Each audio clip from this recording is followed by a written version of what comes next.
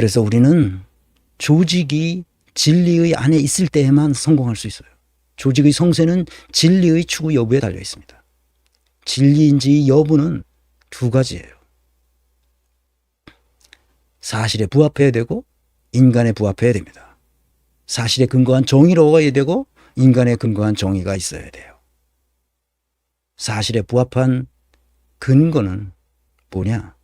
인간이 무엇인지를 알아야 하고 조직이 무엇인지를 알아야만 됩니다. 인간이 누가 유능하고 누가 무능한지, 누가 간사하고 누가 더러운 정신을 가지고 있는지, 누가 사악한 정신 속에서 움직이는지, 누가 그 조직에서 무슨 일을 하는지를 알 수 있어야 돼요. 그 조직이 제대로 설계되어 있는지 알 수 있어야 됩니다. 이게 사실 부합성이에요. 그래야 제대로 된 경영이 되고 그래야 제대로 된 리더십을 발휘할 수 있어요. 이 사실을 인간과 조직에 대한 아주 기초적인 사실을 모르니까 국가를 경영할 수도 없고 리더십을 발휘할 수도 없는 거예요. 그래서 나라가 이렇게 된 거예요. 인간에 근거한 정의란 바로 인간의 존엄성을 말합니다. 이 인간의 존엄성, 이것을 위해서 우리는 구조와 시스템과 프로세스를 개혁해야 돼요. 앞으로 계속해야 돼요. 문재인이 아무것도 안 하고 나자빠진 이것을 우리는 이제 붙들고 그것을 개혁해야 됩니다.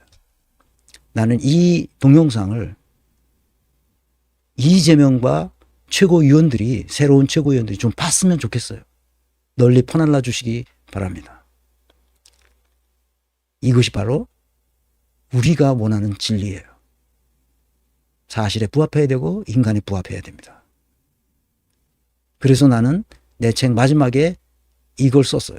나는 왜 문재인을 비판하는지 그 근거로 이걸 쓴 겁니다. 문재인을 비판하지 않았어요. 내 책에는 한국인은 전혀 언급되어 있지 않아요. 다 서양 사례입니다.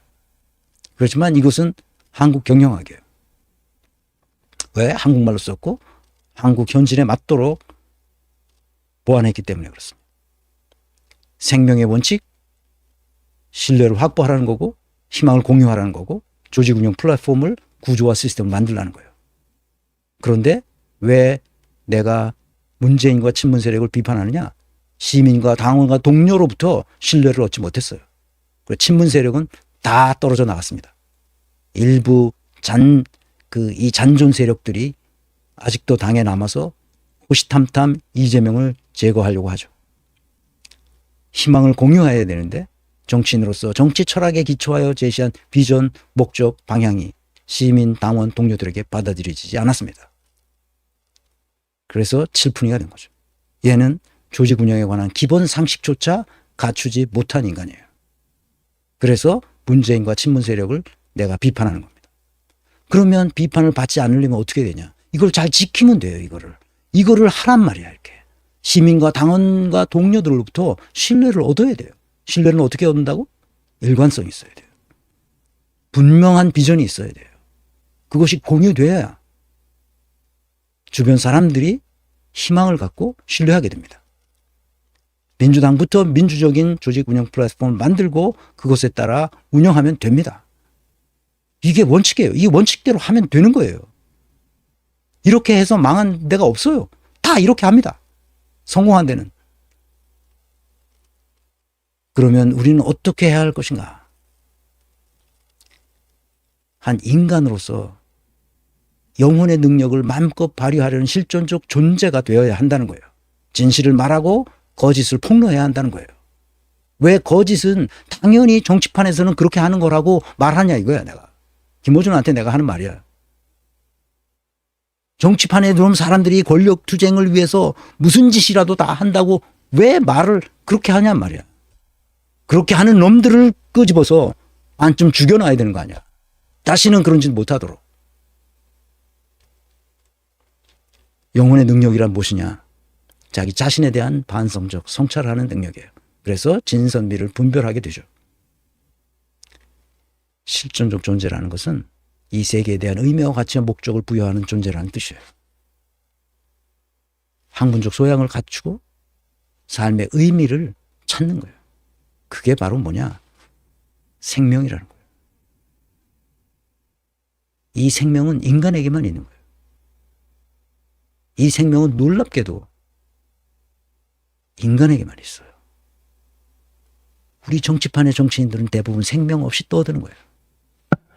신진대사가 일어난다고 생명이 있는 게 아닙니다. 영혼이 있어야 돼요.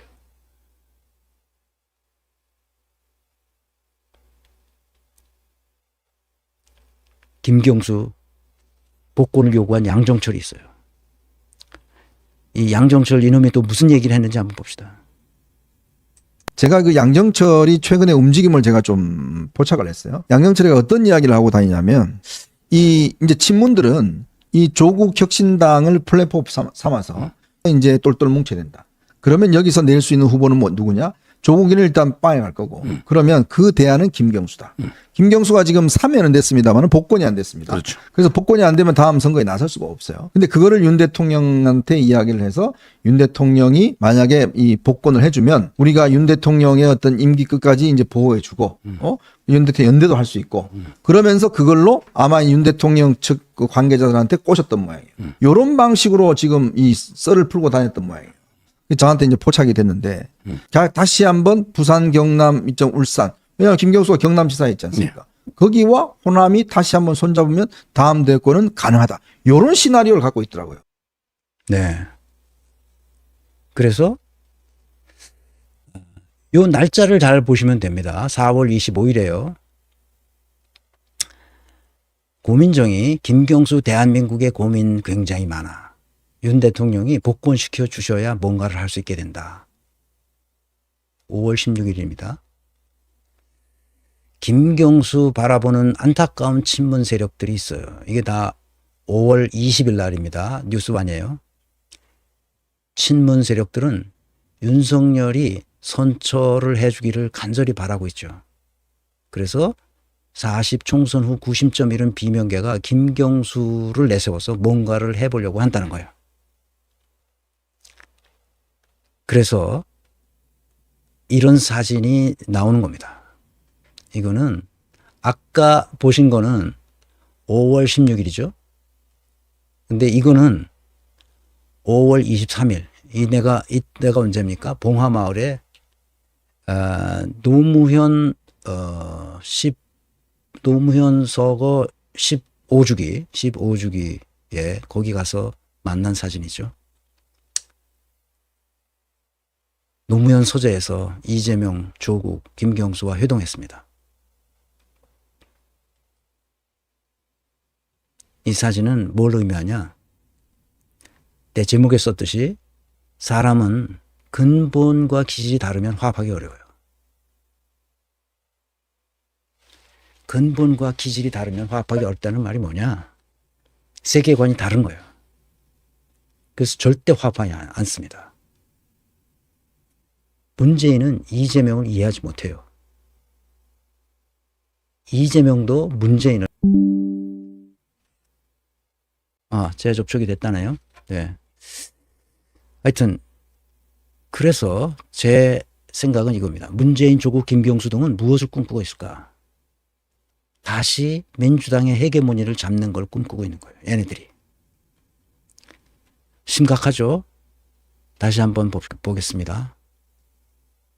그 다음에 이후 5월 23일 날 저 모임을 보고 이현종 문화일보 논설위원이 다시 한번 이야기합니다.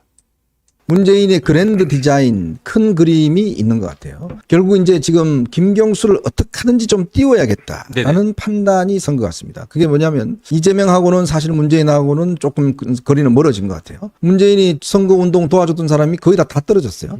이제 그걸 보면 이제 문재인의 영향은 끝이다. 내가 더 이상 문재인한테 손을 내밀 필요는 없다라고 이제 이재명 판단한 것 같고요. 이 이재명이 조국을 너무너무 싫어한답니다. 조국을 굉장히 싫어한대요. 그러니까 조국하고 함께 뭘 하기가 싫대요. 이재명이 제일 당황스러웠을 것 같아요. 아니 지금 이 자리에 왜 경수가 껴? 그걸 낀 거는 결국은 어제 문재인이 이 자리를 이용해서 야 앞으로의 이 두 명이 대선 주자인데 그 플러스 알파 대선 주자 바로 김경수야. 즉 김경수가 대선 주자라는 것들을 문재인이 보여주고 싶었던 게 아닌가. 네네. 저는 그렇게 분석을 하거든요. 네. 뭐 정치판에 있으니까 정치평론을 저렇게 할 수 있겠죠. 근데 나는 말이 안 된다고 생각합니다. 이거는 성립 가능하지 않아요.